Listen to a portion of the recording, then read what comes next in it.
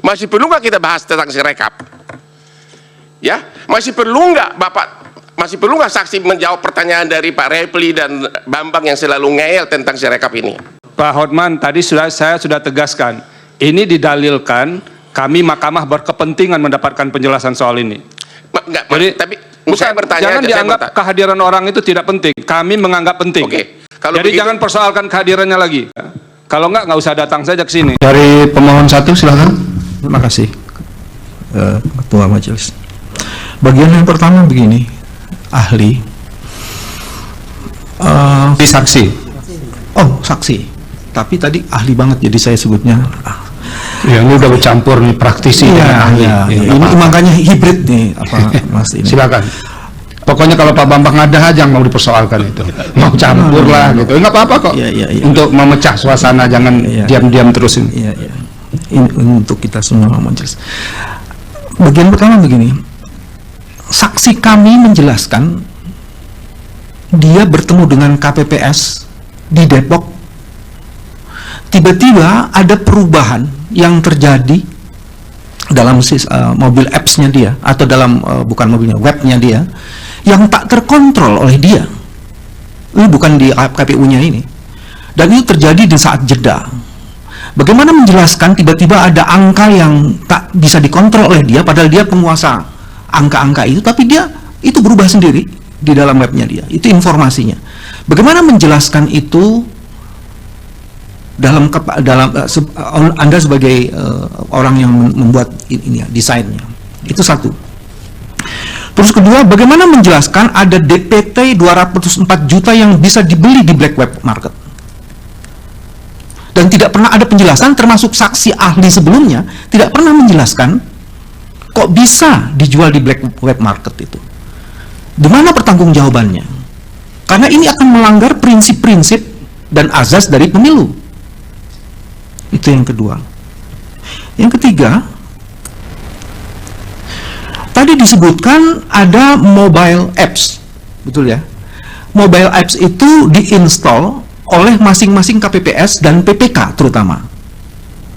Terus kemudian, apakah pernah dipertimbangkan bahwa install itu terhadap begitu banyak, tadi yang mulia Hakim Arief sudah mengatakan, ada begitu banyak orang menggunakan HP yang berbeda-beda, tapi disuruh menginstall mobile apps. Apakah ini bukan bagian dari proses pembiaran yang sengaja ingin merusak? Ini bukan kelalaian. Kan ada dibikin arsitekturnya. Apalagi untuk daerah-daerah di Pegunungan Tengah sana. Problem untuk Pegunungan Tengah adalah karena tidak ada wifi-nya, signalnya, baru di tingkat PPK difoto. Pertanyaan saya, apakah ada jaminan yang difoto itu hasil yang tidak pernah diubah? Apa jaminannya?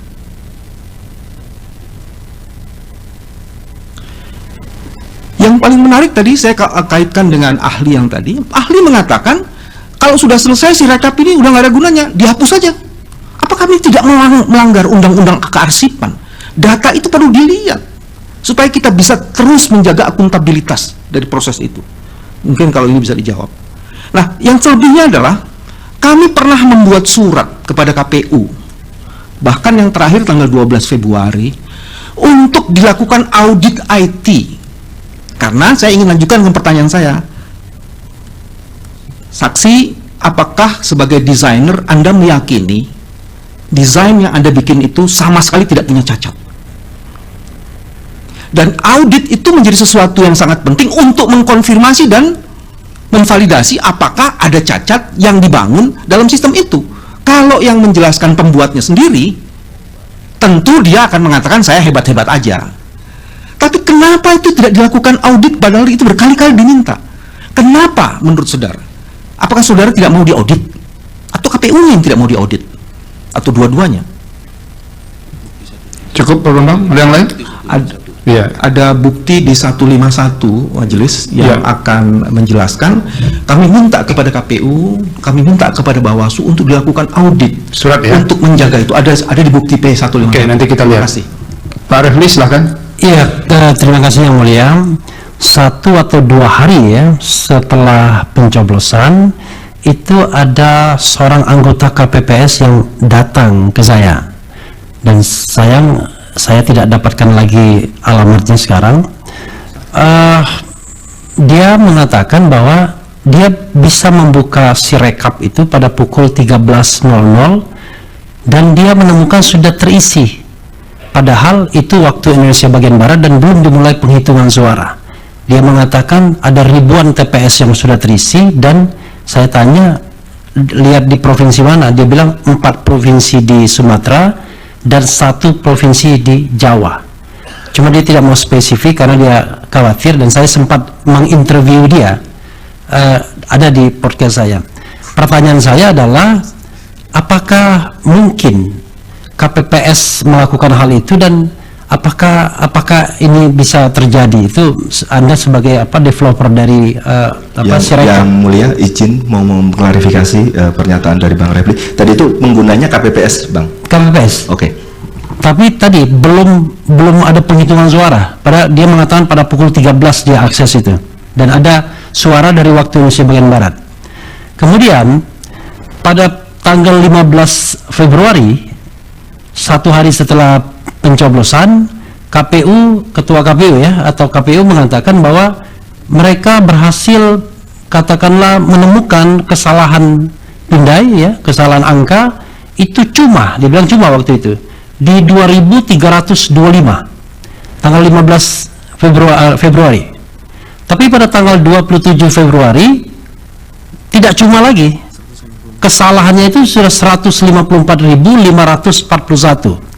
Nah, Anda sebagai developer Sirekap ini, kira-kira Anda puas nggak dengan kesalahan yang luar biasa itu? Secara teknis, gimana menjelaskan ada kesalahan yang luar biasa yang tadinya diklaim cuma, walaupun kita bilang cuma kok ribuan, tapi ini ratus ribuan. Dan jangan lupa bahwa kita tidak tahu perkembangan selanjutnya karena itu per 27 Februari. Jadi masih lama dari 20 Maret. Terakhir, sekali lagi yang soal kerahasiaan tadi, yang ada surat keputusan KPU yang mengecualikan Sirekap ini sebagai informasi, dan itu muncul ketika ada yang namanya organisasi namanya Yakin itu meminta menyengketakan informasi di KIP, Komisi Informasi, dan tiba-tiba muncul surat itu tertanggal 17 Maret, padahal mereka bersengketa sebelum tanggal 17 Maret tersebut. Ya, ketika proses sengketa terjadi, muncul pengecualian informasi itu. Kenapa? Apakah Anda khawatir atau ada rahasia yang harus disimpan, atau bagaimana tentang Sirekap ini? Terima kasih, Yang Mulia. Terima kasih. Pihak terkait silakan. Maaf, pemohon nomor 2. Terima kasih Yang Mulia.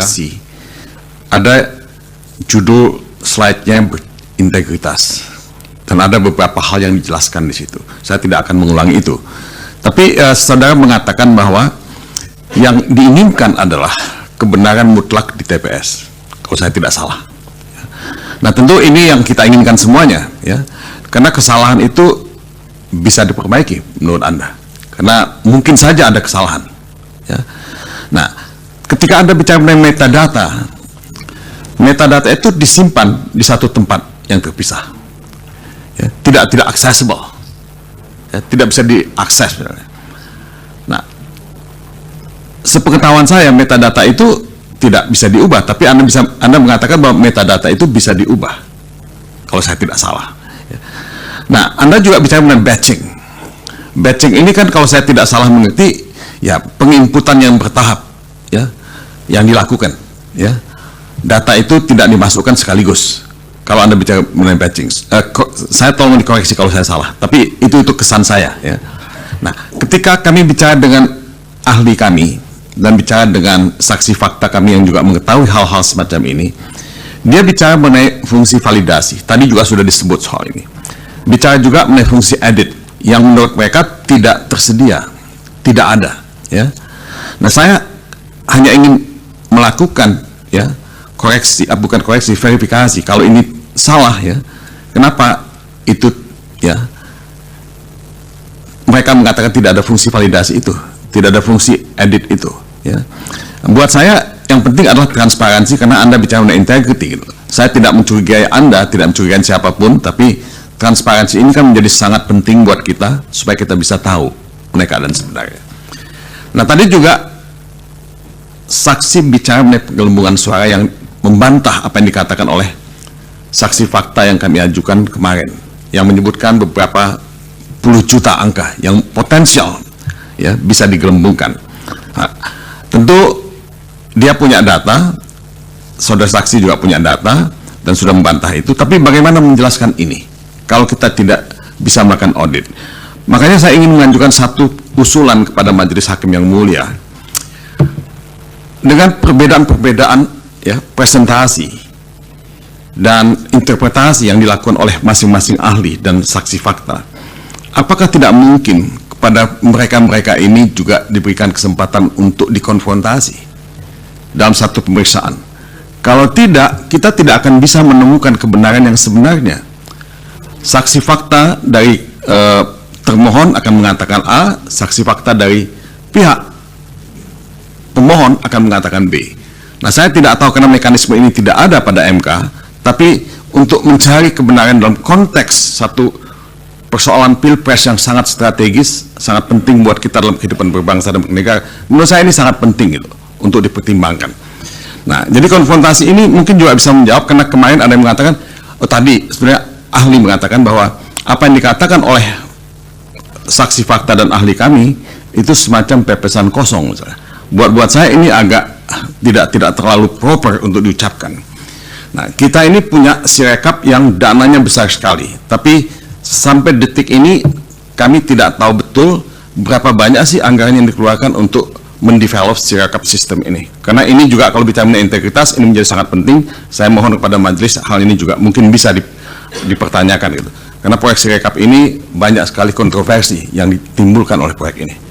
Nah, saya pada awalnya Majelis Hakim yang mulia sangat senang dengan digitalisasi ini dan malah berpikir untuk mengusulkan apa yang disebut e-voting gitu.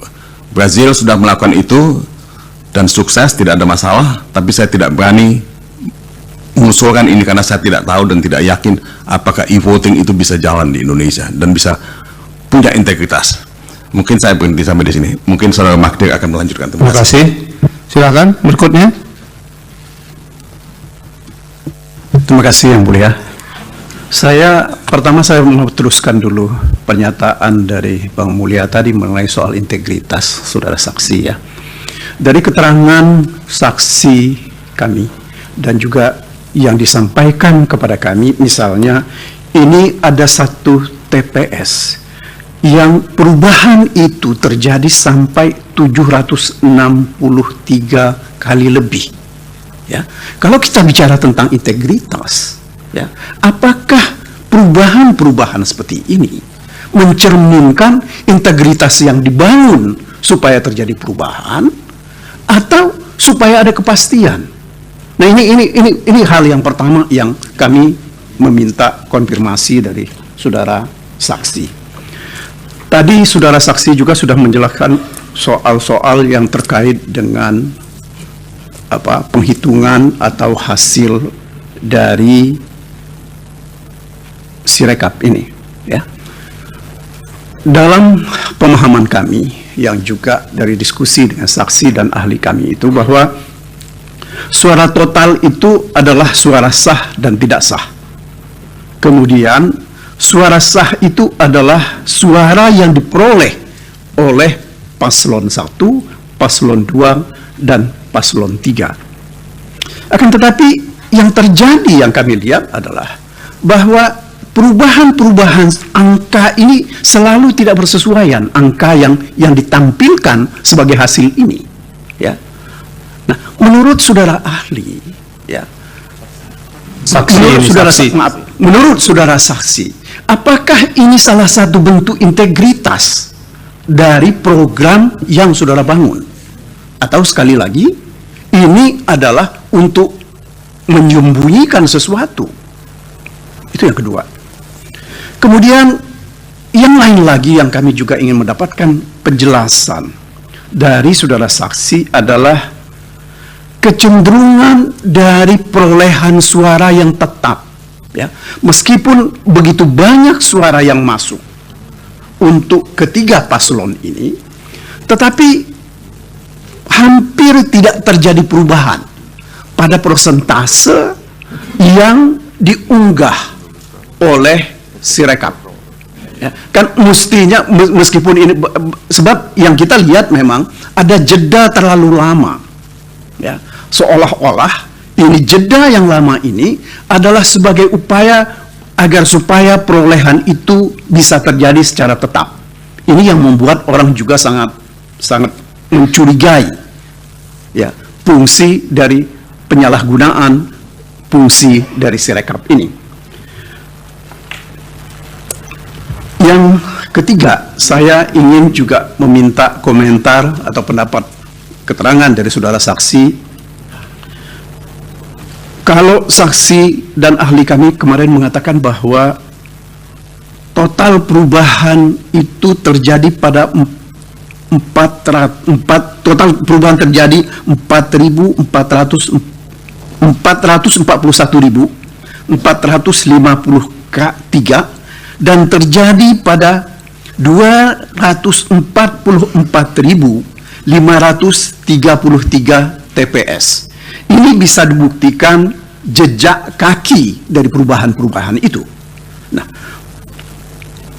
misalnya ditemukan perubahan C1 lengkap, kemudian penghapusan suara juga terjadi untuk paslon. Ada yang hilang, kemudian ada yang muncul lagi, kemudian ada yang hilang lagi, dan seterusnya seperti itu yang terjadi. Nah, kemudian ada juga yang terjadi adalah penghapusan dalam suara sah. Ya.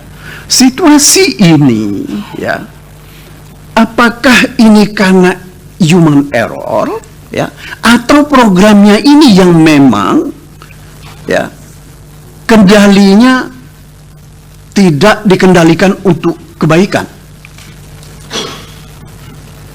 Yang terakhir, saya ingin juga tahu supaya ini juga tidak menimbulkan fitnah. Ini kan berkali-kali dikatakan oleh beberapa pihak, server ini ada di Singapura, bahkan ada yang mengatakan ada di China. Ya, saya kira ini tolong saudara saksi tegaskan, apakah memang seperti itu? Ya, dan kalau itu yang terjadi, yang mengontrol server ini siapa? Terima kasih Yang Mulia.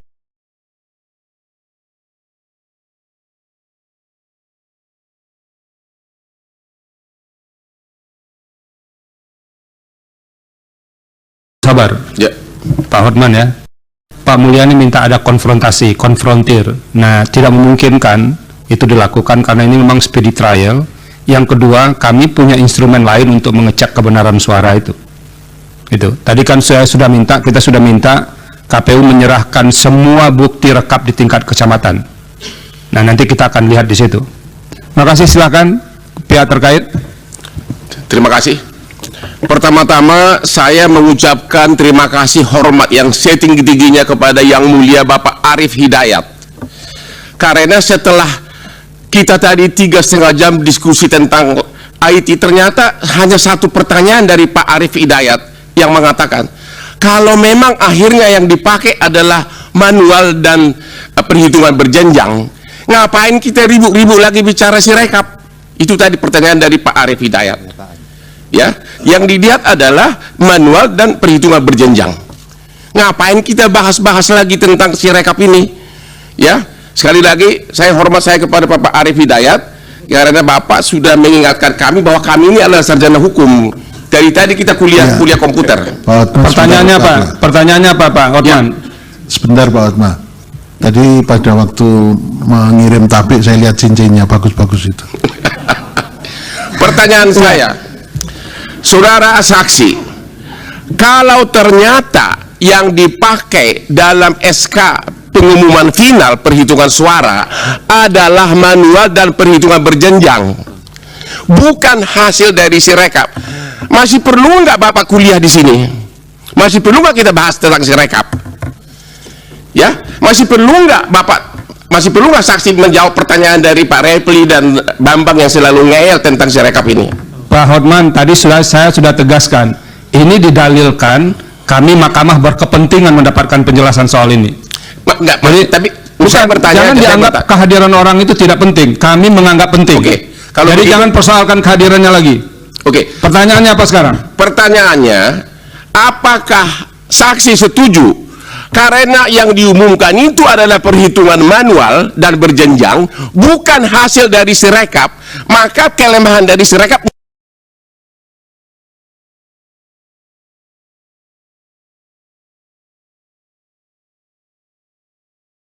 Keliru juga nih. Sama yang Silakan. Majelis, Yang mulia. majelis Cukup, satu- cukup. saya Cukup Pak Bambang. pernyataan ngeyel itu juga nggak pantas diucapkan. Sudah saya sampaikan tadi. Silakan. Hotmail. Baik, terima kasih Yang Mulia. Ya, saya bisa memaklumi situasi